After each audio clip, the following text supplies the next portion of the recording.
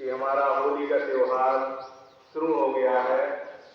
आज रात में हमने होलिका दहन किया और आज जगह जगह बच्चे पिचकारियां लेकर के रंगों की बौछार आते जाते लोगों पर करेंगे, लोगों का मुंह काला करेंगे, कपड़े गंदे करेंगे।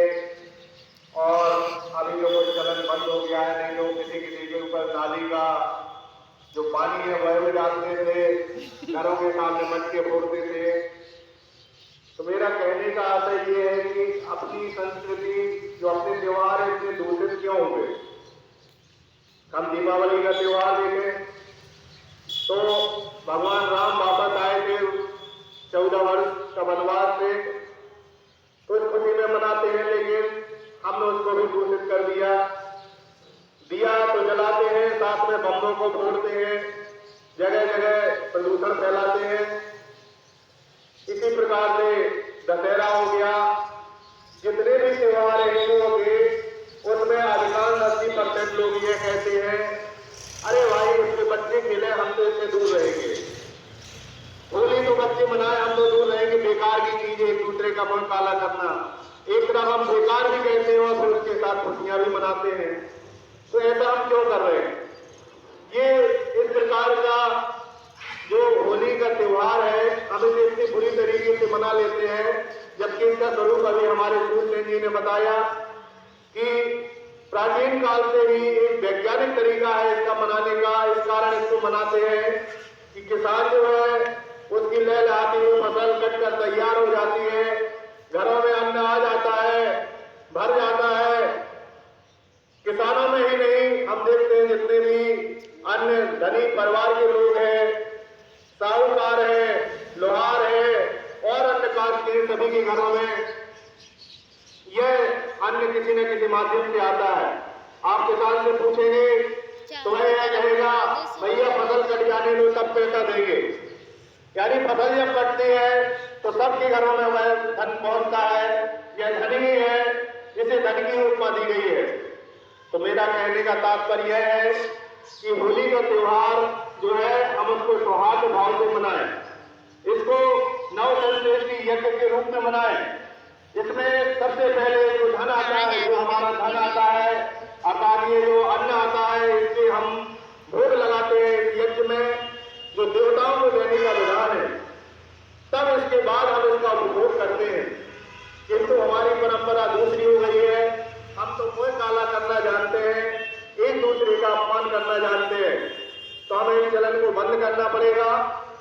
होलिका दहन का जो कथा है, यह तो बहुत बाद में आई है। इसके पहले आर्यावर्त जो देश रहा है, आर्यावर्त काल से ही न जाने कितने हजार साल पहले से यह सब चल रहा है।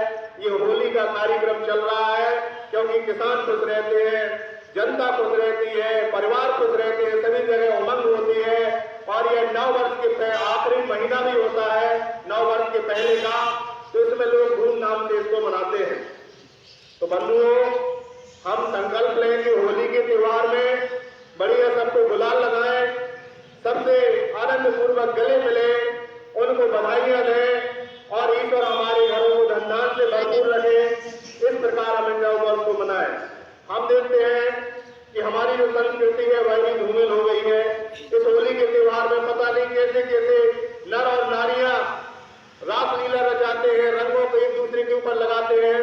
अरे संस्कृति देखिए, भगवान राम की देखिए, किष्किंधा कांड में देखिए, जब किष्किंधा पर्वत पर सुग्रीव हनुमान को भेजते हैं कि जाओ राम को, ये कोई आए हैं वनवासी, इनको पता करो क्या है। जब वह आते हैं और सीता के बारे में पूछते हैं तो वह बताते हैं कि मुझे तो कुछ पता नहीं, लेकिन जब हमने पीछा किया, जब एक राक्षस उनको लिए जा रहा था तो उन्होंने कुछ आभूषण नीचे फेंक दिए।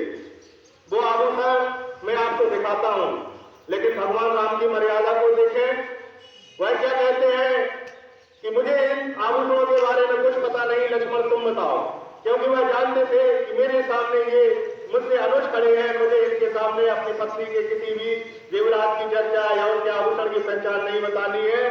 तो वह सीधे लक्ष्मण की तरफ इंगित करते हैं। लक्ष्मण का भी देखिए कहते क्या है, मैंने तो चरण निहारे हैं, देखे माता के कान नहीं, मैं तो भिक्षुओं का सेवक हूं, कुंडल की कुछ पहचान नहीं। आप व्यक्तित्व देखिए, उनकी जो आदर्श है वह देखिए। वो कहते हैं मैंने तो माता सीता के हमेशा चरण छूता रहा हूं, मैंने तो सर उठाकर के उनकी तरफ देखा ही नहीं है, मैं तो केवल उनके पैरों में पहनने वाले भिक्षुओं को जानता हूं, ये माता के ही है। इस प्रकार से आप देखिए हमारी संस्कृति कितनी सुंदर पवित्र थी, लेकिन आजकल क्या है, जेठ जेठानी देवर ये सब मर्यादाओं का पालन करना भूल गए हैं, एक दूसरे के साथ खुल्लम खुल्ला करते हैं। अगर कोई घूंघट प्रथा रखता भी है घरों में तो कहते हैं ओल्ड फैशन की है, जाने कहां से आ गई है।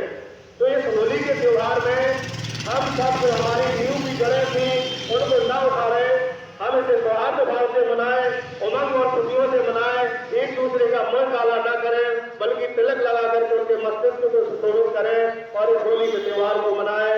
इन्हीं शब्दों के साथ जय हिंद, जय भारत।